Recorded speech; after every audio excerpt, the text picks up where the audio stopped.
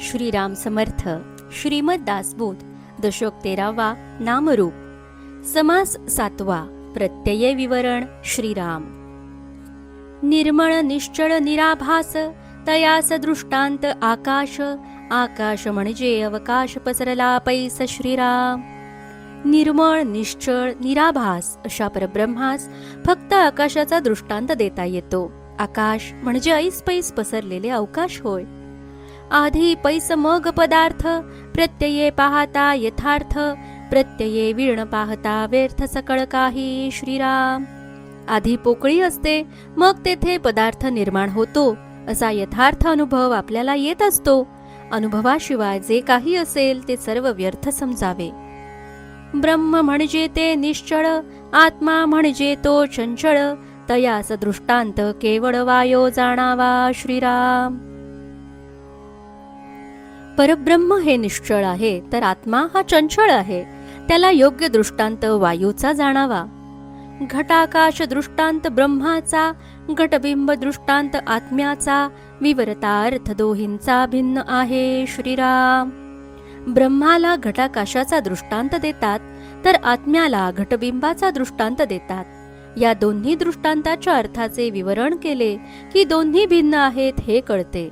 घटातील आकाश निश्चल असते आणि घटात पाणी भरल्यावर त्या घटातील पाण्यात जे आकाश प्रतिबिंबित होते ते पाण्याच्या उपाधीमुळे चंचल भासते. तसे परब्रह्म ते निश्चल असते आणि बुद्धीत प्रतिबिंबित जे चैतन्य तोच चंचल असा जीवात्मा होय. भूत म्हणजे जितुके झाले, झाले तितुके निमाले. चंचळ आले आणि गेले ऐसे जाणावे श्रीराम.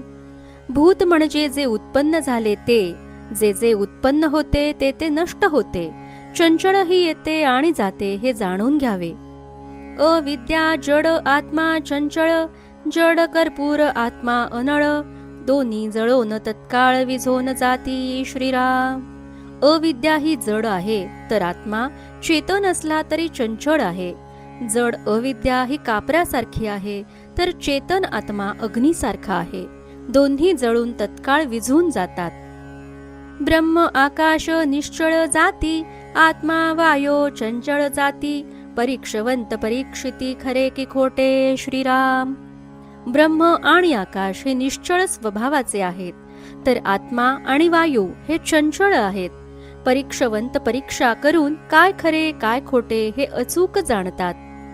जड अनेक आत्मा एक, ऐसा आत्मानात्म विवेक. जगावर्तविता जगन्नायक तयास म्हणावे श्रीराम. जड किंवा स्थूल पदार्थ अनेक आहेत, आत्मा एक आहे, असा हा आत्मानात्म विवेक आहे. तो आत्माच सर्व जगाचा चालक आहे, म्हणून त्यालाच जगन्नायक म्हणावे. जड अनात्मा चेतवी आत्मा, सर्वावर्ते सर्वात्मा. अवघा मिळोन चंचळात्मा निश्चळ नव्हे श्रीराम.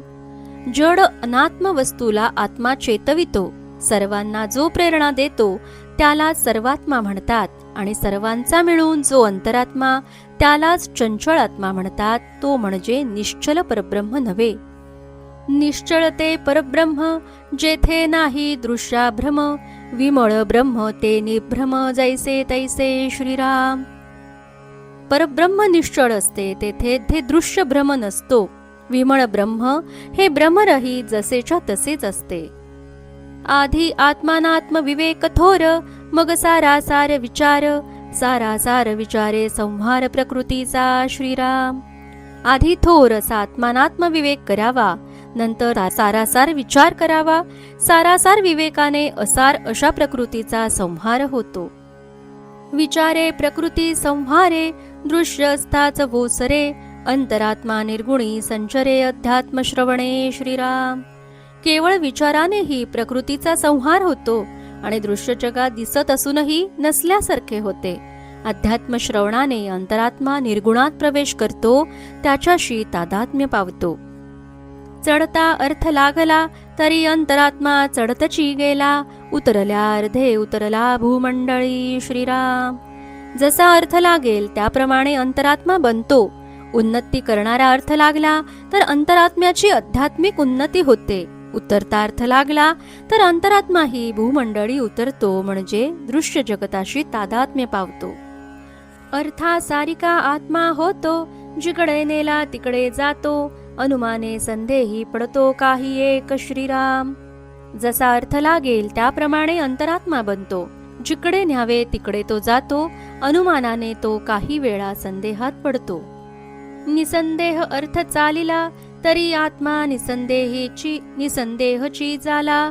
अनुमान अर्थे झाला अनुमान रूपी श्रीराम.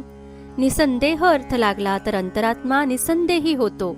अनुमानिक अर्थ लागला तर तो अनुमान रूप होतो. नवरसिक अर्थ चाले श्रोते तडुपची चाले. चाटपणे होऊन गेले चाटची आवघे श्रीराम. अध्यात्म निरूपणात किंवा कथेत नवरसात्मक वर्णन असेल तर श्रोते त्या वर्णनाशी तद्रूप होतात.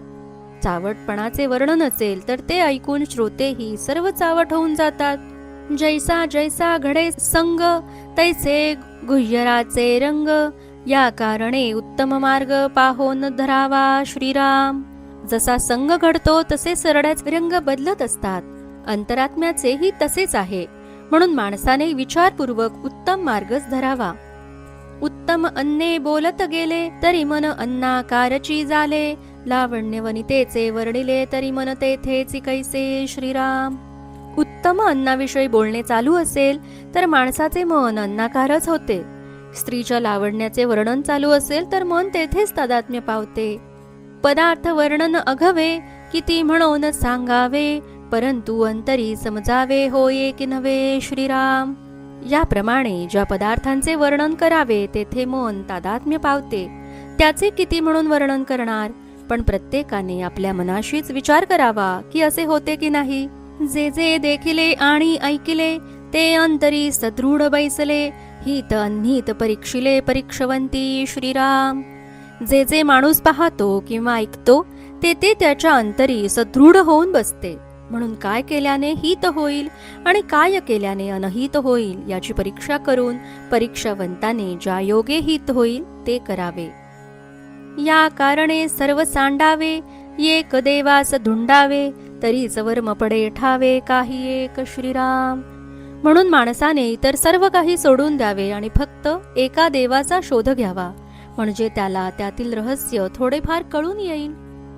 नाना सुखे देवे केली लोके तयास चुकली. ऐसी चुकताच गेली जन्मवरी श्रीराम. अनेक प्रकारची सुखे देवानेच उत्पन्न केली आहेत. पण लोकांना देवाचाच विसर पडतो. ही त्यांच्याकडून चूक होत असते. अशी चूक करीतच त्यांचा जन्म वाया जातो. सर्व सांडून शोधा मजला ऐसे देवची बोलिला.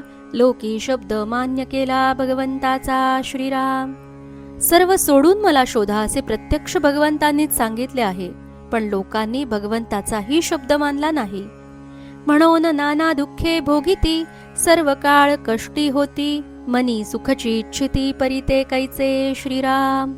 म्हणूनच त्यांना नाना प्रकारचे दुःख सोसावे लागते आणि त्यामुळे ते सर्व काळ कष्टी होतात. मनात तर त्यांना सुखाचीच इच्छा असते, पण ते कसे मिळणार. उदंड सुख जया लागले वेडे तयाच चुकले. सुख सुख म्हणताच मेले दुःख भोगिता श्रीराम. ज्या भगवंतापाशी उदंड सुख आहे त्या भगवंताला वेडे लोक विसरतात. त्यामुळे सुख सुख असे म्हणत दुःख भोगून मरून जातात. शहाण्याने ऐसे न करावे सुख होये तेची करावे. देवासी धुंडीत जावे ब्रह्मांडा परते श्रीराम. म्हणून शहाण्या माणसाने असे चुकू नये. ज्या योगे सुख होईल तेच करावे. ब्रह्मांडाच्याही पलीकडे जाऊन देवाला धुंडावे. मुख्य देवची ठाई पडिला मग काये उणे तयाला. लोक वेडे विवेकाला सांडून जाती श्रीराम. मुख्य देवाचीच एकदा प्राप्ती झाली की मग त्याला सुखाला काय उणे पडणार आहे. वेडे लोक विवेकाला सोडून वागतात. विवेकाचे फळ ते सुख अविवेकाचे फळ ते दुःख. यात मानेल ते आवश्यक केले पाहिजे श्रीराम. विवेकाचे फळ ते सुख होय आणि अविवेकाचे फळ ते दुःख होय. यांपैकी ज्याला जे हवे असेल ते मिळावे म्हणून जे करणे आवश्यक आहे ते त्याने केले पाहिजे. कर्तयासी ओळखावे यास विवेक म्हणावे. विवेक सांडिता व्हावे परमदुःखी श्रीराम. मुख्य करता कोण हे ओळखणे यालाच विवेक म्हणतात. तो विवेक केला नाही तर परमदुःखी व्हावे लागते. आता असो हे बोलणे कर्त्यास ओळखणे, आपले हित विचक्षणे चुको नये श्रीराम. असो आता हे बोलणे राहू दे. विचारवंताने मुख्य कल्पांत ओळखावे आणि आपले हित साधावे, यात चूक करू नये. इति श्रीदासबोधे गुरुशिष्य संवादे प्रत्यये विवरणनाम समास 7वा समाप्त. जय जय रघुवीर समर्थ.